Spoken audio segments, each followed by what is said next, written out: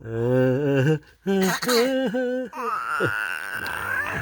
à, cái kia này nè. Nhột không? Nhột không? Nhột không?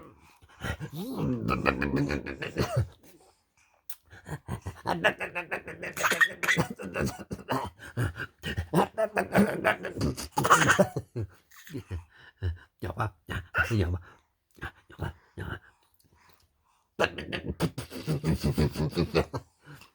Cười hả? Cười với tôi hả? Cười hả? Cười.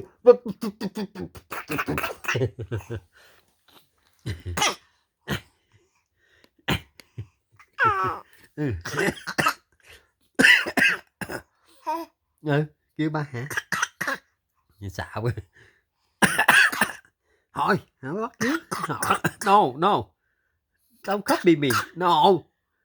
Không bắt trước ba. No. Ba đừng ho nữa. Ba ngứa cổ ba ho chứ tự nhiên con ho theo.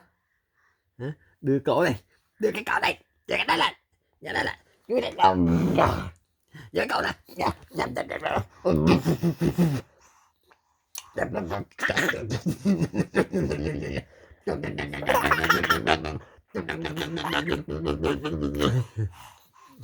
Mệt chưa? Không mệt chưa? Mệt hả? Nghỉ mệt đi.